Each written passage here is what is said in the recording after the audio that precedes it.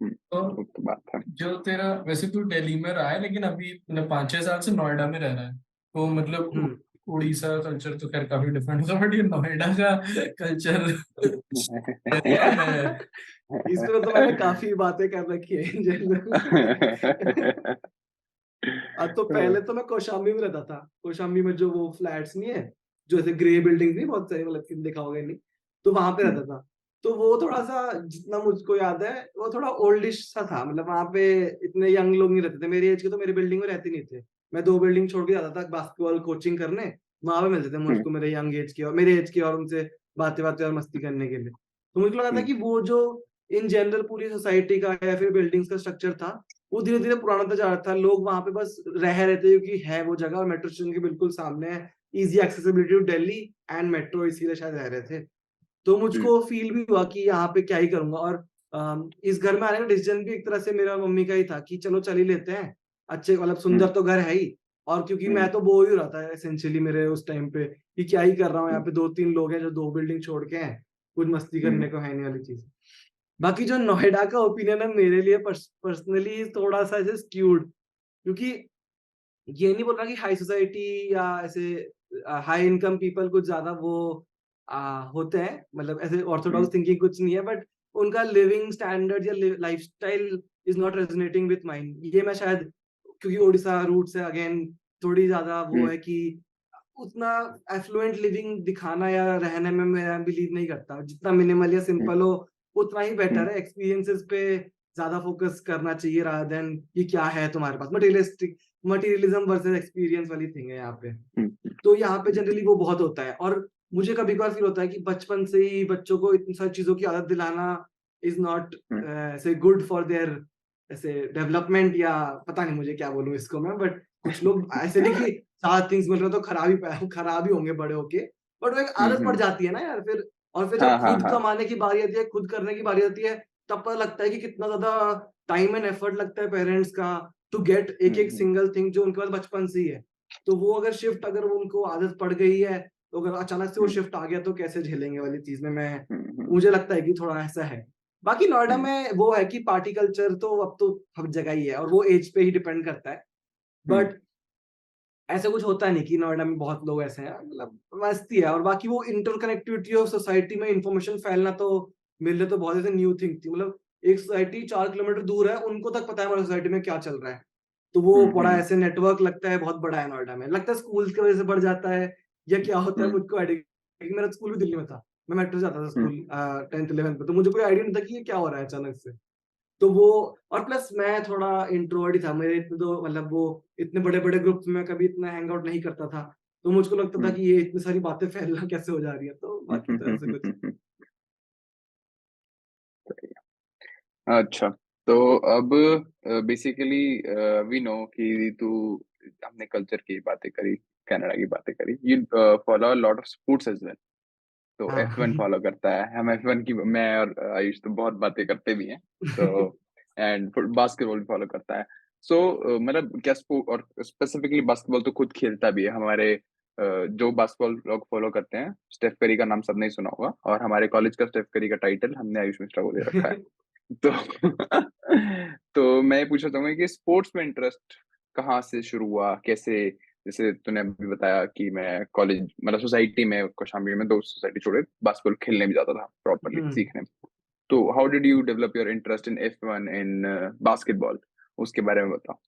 हाँ, तो स्पोर्ट्स पे इंटरेस्ट पहले आता है क्योंकि F1 तो बहुत ही रिसेंट है, 2 साल पहले से शुरू किया मैंने।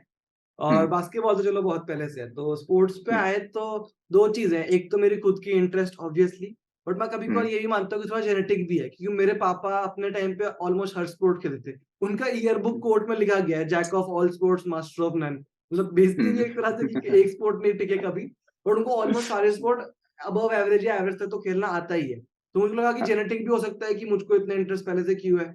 और मुझको इन हम्म जनरल कोई भी स्पोर्ट देखने में, ये नहीं कि बास्केटबॉल और F1 तो मैं देखता हूँ और खेलता हूँ, but in general hmm, swimming चल रहा हो तो भी देख लेता हूँ। मेरा यूट्यूब फीड में भी स्विमिंग आ रहा था, मैंने देख लिया, हाँ, बढ़िया चल रहा है कुछ। स्विमिंग, आर्चरी, कुछ भी देख लेता हूँ, मुझे बढ़िया लगता है स्पोर्ट्स हाँ, देखने में। पापा भी हाँ, सेम ही है, मेरे देखते हैं। तो बचपन हम्म से देखे तो पहले तो मैं क्रिकेट में बड़ा इंटरेस्टेड था, और अब हम्म जाके अब तो मतलब शॉकिंग लगता है कि बचपन में इतना क्रिकेट खेल कैसे लिया, क्योंकि अब मुझे पसंद नहीं क्रिकेट। तो बचपन में तो मुझको प्यार से रिकी पॉन्टिंग बुलाते थे क्योंकि मैं ऐसे गोरा सा दिखता था और बैटिंग सिर्फ करता था, बॉलिंग नहीं करनी थी मुझको, तो मुझे ऐसे ही बुलाते थे। बट वो बिल्कुल इंटरेस्ट डाई डाउन कर गया सेकंड तक आते आते। सेकंड के बाद मैंने लग के फुटबॉल खेला बहुत, 8 तक मैं सिर्फ फुटबॉल ही खेलता था और कोई मुझे देखने में तब तक कोई इंटरेस्ट था ही नहीं स्पोर्ट, मुझे सिर्फ खेलने में इंटरेस्ट था। तो फुटबॉल में लग के खेलता था और बड़े बच्चों का खेलता था क्योंकि मेरे एज के नहीं खेलते थे या जो भी। बट फिर वो लोग ज्यादा बड़े हो गए, अपने अपने कॉलेजेस और स्कूल में चले गए काम पढ़ाई करने, तो फिर मैं अकेला हो गया। एक 9th तो मैंने कुछ ही नहीं खेला, पूरा 1 साल 9th में मैं बैठा रहा। तो फिर मेरी मम्मी ने एनकरेज किया कि क्या ऐसे बैठा रहता है, टीवी देखता है, होमवर्क करता है, सो जाता है, मतलब पूरे दिन में। तो फिर उन्होंने बोला कि बास्केटबॉल ही खेल ले, यहाँ पे कोचिंग होती है, उन्होंने आइडिया दिया था। मैं बोला ठीक है खेल लेके देख लेते, क्योंकि मुझे फुटबॉल में बहुत इंटरेस्ट बढ़ गया था, मतलब प्रॉपर की कोचिंग भी लूंगा, अच्छे से स्टड्स वर्ड्स खरीदता था कि खेलना ही है फुटबॉल वाली चीज। बट फिर एक ये टेंशन भी पता नहीं बीच में आ गई थी मेरी कि मैं लंबा नहीं हो रहा, और जेनेटिकली मैं लंबा मतलब मेरे पापा बहुत छोटे हैं हाइट में, तो मुझे लगा था कि मैं लंबा ही नहीं हूँ कभी। तो वो टेंशन हो गई, तो मैंने बोला ठीक है बास्केटबॉल खेल लेते हैं, लंबे भी हो जाएंगे साथ ही साथ। तो फिर बास्केटबॉल खेला और फिर बहुत ही इंटरेस्ट आ गया, और वो कोचिंग प्रॉपर ट्रेनिंग कोचिंग थी, तो सर भी काफी अच्छे से सपोर्ट करते थे। वहां पे लोग भी मिल गए, कमराडरीशिप बन गई, कंपेनियनशिप बन गई सबके साथ, उनके साथ खेलना वेलना मजे आते थे उनके साथ। इन जनरल बोर्ड गेम भी फिर खेलने लग गया, ऐसी गेम के बाद, गेम से पहले मस्ती वस्ती इन जनरल होने शुरू हो गई। तो बास्केटबॉल से ही मेरा इंटरेस्ट प्रॉपरली स्पोर्ट्स में घुसा, और फिर मैंने एनबीए देखना शुरू किया। ये अब देख भी लेते हैं, तो एनबीए से मैंने अपना स्पोर्ट्स वॉचिंग जो टाइम था वो शुरू किया था। तो एनबीए में क्योंकि मैंने सबसे पहला प्लेऑफ्स ही वो देखा था जिसमें first time golden state warriors जीती थी, तो तब से मेरा हो गया कि ये तो फेवरेट टीम है, क्या बढ़िया शूटर है, खेल रहा है, बढ़िया है। तो स्टेफन करी का प्ले स्टाइल मुझे इन जनरल बहुत पसंद आ गया, और मैंने सोचा भी कि रेप्लिकेट या उसको ही मिमिक करके अपना कुछ प्ले स्टाइल बन जाए तो बढ़िया ही है। और बाकी F1 की बात है तो F1 भी मैंने शुरू किया ऐसी रैंडमली कि अच्छा और ये सारे देख लेते हैं, और फिर जब मैं घुसा स्पोर्ट के अंदर और देखा कि कितनी टेक्निकलिटीज है स्पोर्ट में, तो मुझे लगा कि बहुत ही मतलब अच्छा ही स्पोर्ट है, क्योंकि इतने सारे वेरिएबल जब आ जाते हैं ना तो सोचने में, मतलब मुझे स्पोर्ट का ये एस्पेक्ट भी पसंद है कि देखते रहो तो पैसिवली मत देखो, देख रहे हो तो पूरा देखो कि प्लेयर कहाँ मूव कर रहा है, क्यों कर रहा है प्लेयर, मतलब बास्केटबॉल में और F1 में तो कि ड्राइविंग कंडीशंस क्या है, टायर कितने लैप्स जा चुकी हैं वगैरह वगैरह, जो पूरी टेक्निकलिटीज है वो देखने में स्पोर्ट्स में इन्वॉल्वमेंट मेरी बढ़ जाती है देखते देखते ही। हाँ, मतलब मोनोटोनस सा गेम नहीं रहता है F1 में या बास्केटबॉल में तो बहुत हाँ फास्ट पेस गेम है, तो वैसे ही बहुत कुछ बास्केट चलता हाँ रहता है।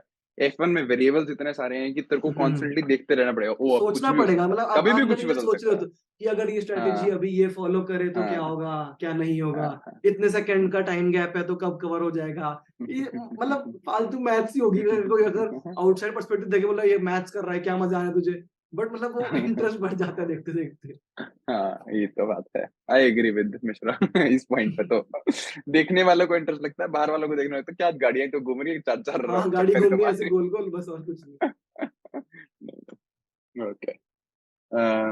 गाड़ी हाँ, मैं थोड़ा लास्ट कंफ्यूज हो गया था कि टाइम कौन सा वाला है, क्योंकि थोड़ा हमने पहले हाँ बात करी थी ना, तो वो क्लॉक हाँ थोड़ी सेट नहीं हुई ढंग से। एनीवेज, हाँ मतलब हम लोग अपने लास्ट सेगमेंट की तरफ बढ़ते हैं, तो उसमें बेसिकली से एक तो मतलब सिंपल क्वेश्चन वाला है जो मेरा है, और फिर शशांक रैपिड फायर पूछेगा। तो जो मेरा सेगमेंट है वो रेपिटेटिव है हर एपिसोड में, और वो बेसिकली थर्ड व्हीलिंग के बारे में है।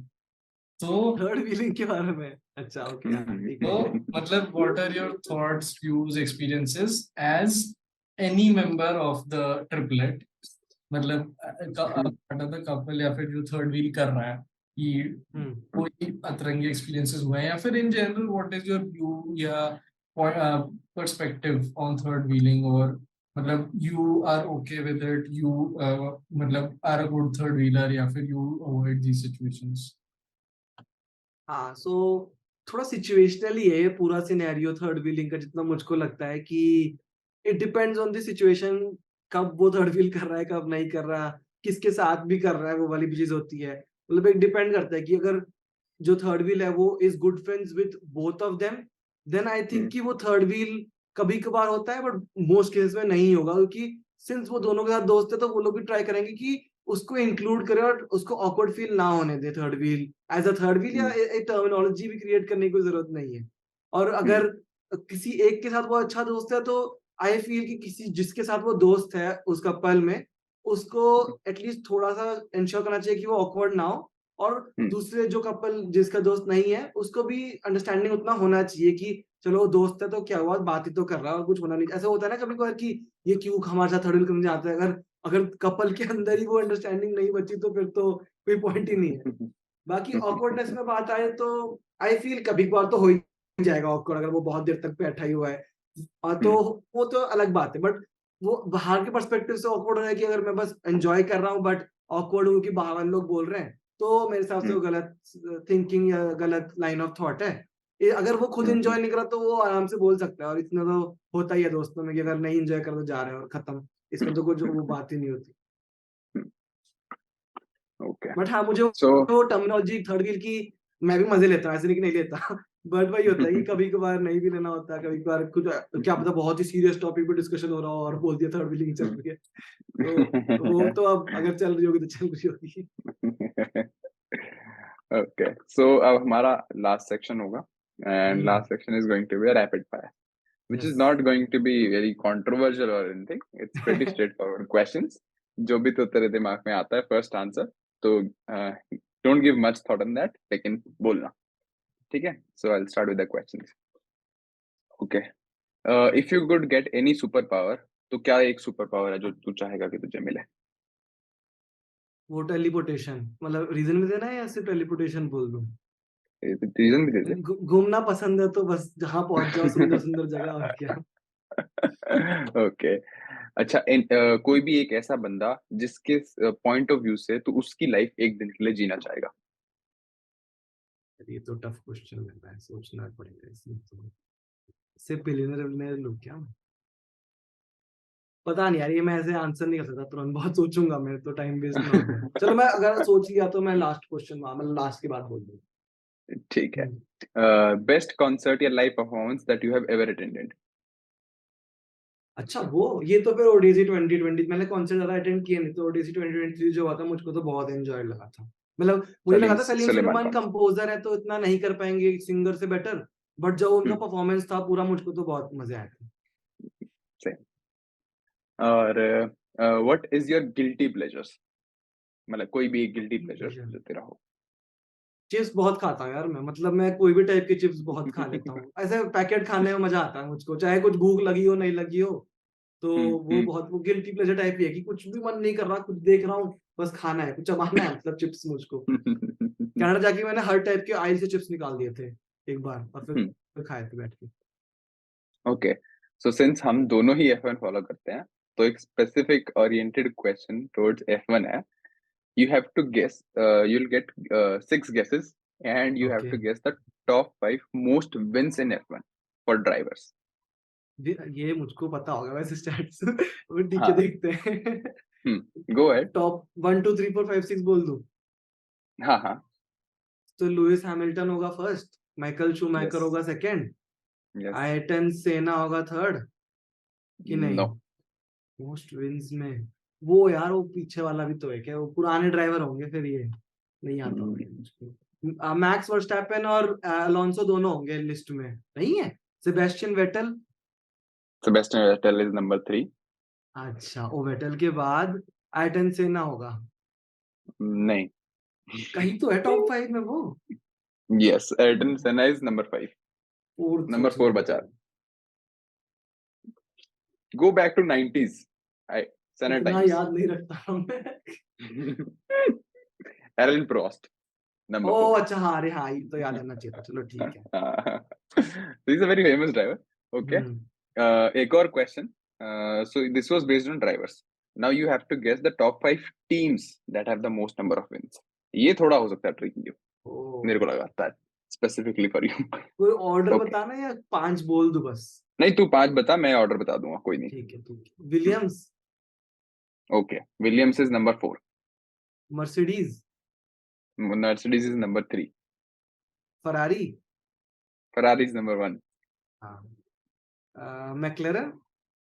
मैक्लेरन नंबर 2। अच्छी कौन सी, रेड बुल ही होगा, बच्चा तो वही है। Red bull is number 5। Bang on 5। Okay good nice. वो विलियम्स का वो सोचा रहा था कि कंफ्यूजन हो सकती है विलियम्स में। हाँ मेरे को भी लगा था हाँ। विलियम्स की कंफ्यूजन हो सकती है, बाकी तो मुझे लग रहा था गेस कर लेगा। हाँ। ओके, सो अब मैं तुझे 2-3 ऑप्शंस ऐसे दूंगा बस, you have to choose either one of them, कि ये या ओके। वो, ठीक है? Okay, I will go with Curry, LeBron, Kobe या Jordan. Who do you think is the best basketball player according to you? चलो बेस्ट बास्केटबॉल यार Curry bias, but वैसे स्टैटिस्टिकली और इन जनरल रिपोर्ट से Jordan. Okay, okay, Senna और Schumacher, Senna. Hamilton और Verstappen? Hamilton. I knew. Okay, apart from sports, mountain या beaches? Mountain. चाय या कॉफी? कॉफी। ओके, क्रिकेट को फॉलो करता है? अब तो फिर रहने देते हैं। ये फिर तो बिल्कुल ही फॉलो नहीं करता मैं। Okay, okay, last rapid fire question is best mentor advice that you have gotten in your life from your parents, your seniors, your colleagues, anyone? मतलब it is more of a combination, सभी ने indirectly ये same चीज बोली है मुझको कहीं ना कहीं, कि मेरे लिए स्पेसिफिकली भी हो सकता है कि क्योंकि मैं जैसा था कि कुछ भी काम करो या कुछ भी वो करो, मतलब प्रोफेशनल फील्ड में ज्यादा है ये, नॉट ऐसे पर्सनल मतलब उस इंटरपर्सनल में, Okay. कि जो भी काम करो या जो भी तुम्हें करना है उसको प्रेजेंट या उसको कम्युनिकेट बहुत अच्छी तरीके से करो। चाहे तुमने काम थोड़ा अपने अपने हिसाब से भी कम किया, अगर तुम कम्युनिकेट उसको या फिर समझा पाओ कि तुमने क्या काम किया है, इट इज मोर देन अच्छा काम करके बिल्कुल ना समझा पाना। मतलब कम्युनिकेशन इज वेरी की, क्योंकि मैं बचपन में बोलता नहीं था, इसीलिए मुझको ये सभी ने बोला है कि बोला करो, ढंग से बोला करो। तो ये एक एडवाइस है जो मुझको लगता है बहुत काम आती है, जब क्योंकि मैंने जब खुद बोलना शुरू किया, खुद प्रेजेंट करना शुरू किया, तब मुझको लगा कि हाँ, अगर कम्युनिकेट ढंग से कर पाओ या एक स्टोरी फॉर्मेट में पूरा स्ट्रक्चर कर पाओ चीजों को, तो it is much more easier सामने वाले के लिए समझाना या समझना। Okay. Okay, so that's it for rapid fire, and we would like to conclude the podcast also here, the episode. I would like to thank Ayush Mishra for joining us, और I Thank hope you, Thanks for Mr. inviting me. I hope तुझे भी मजा आया होगा और एक अलग मुझे एक्सपीरियंस लगा रहा था मैं इतना बोल पाऊंगा, बट मैं क्वेश्चन तो एकदम अच्छे से थे कि मैं बोलते चला गया। Nice. Okay, so ready. खत्म करते हैं।